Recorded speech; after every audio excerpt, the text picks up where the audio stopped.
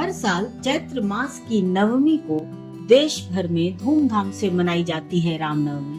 लेकिन क्या आप जानते हैं कि इस पावन पर्व से जुड़ी कुछ ऐसी बातें हैं जिन्हें बहुत कम लोग जानते हैं। रामनवमी सिर्फ राम का जन्म का उत्सव नहीं है।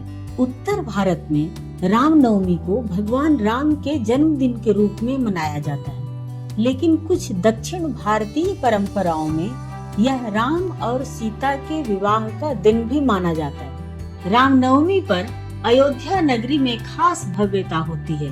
यहाँ पर रामलला के जन्म का अभिषेक किया जाता है और दोपहर 12 बजे जब राम का जन्म हुआ था, शंख और घंटियों की गूंज पूरी अयोध्या वाइब्रेट करने लगती है। दक्षिण भारत में रामनवमी का अलग अंदाज होता है। तमिलनाडु, आंध्र प्रदेश और कर्नाटक में रामनवमी पर राम रथ यात्रा, कवड़ी नृत्य और कीर्तन यात्राएं निकाली जाती हैं। यहाँ इसे श्री रामा नवमी उत्सवम कहा जाता है और 9 दिन का पर्व मनाया जाता है। रामनवमी के दिन जहाँ जहाँ भगवान राम की शोभा यात्रा निकलती है, वहाँ हनुमान जी की झांकी भी अवश्य होती है, क्योंकि वो हमेशा राम के साथ रहते हैं। हनुमान जी सिर्फ भक्त नहीं, राम के सबसे प्रिय और समर्पित सेवक हैं। उनकी भक्ति, सेवा और समर्पण राम कथा की आत्मा है। ऐसा माना जाता है कि भगवान राम की पूजा बिना हनुमान की पूजा के अधूरी है। इसीलिए रामनवमी के दिन भगवान राम के जन्मोत्सव के साथ साथ उनके प्रिय और समर्पित सेवक हनुमान की पूजा अवश्य होती है।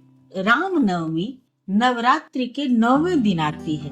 ध्यान दें, नवरात्रि के पहले 8 दिन माँ दुर्गा की उपासना के लिए होते हैं और नवमी को राम का जन्म और धर्म की स्थापना के रूप में देखा जाता है। इसलिए यह दिन शक्ति और भक्ति दोनों का मिलन है। कहा जाता है कि रामनवमी के दिन गंगा, सरयू और अन्य नदियों में स्नान करने से पापों का नाश होता है और मोक्ष की प्राप्ति होती है। ऐसा भी मानते हैं कि स्नान के बाद सूर्य को अर्घ्य देना विशेष फलदायी होता है, क्योंकि राम सूर्य वंशित है। तो देखा आपने, रामनवमी सिर्फ एक धार्मिक पर्व नहीं, बल्कि भारतीय संस्कृति, इतिहास और आस्था का अद्भुत संगम है।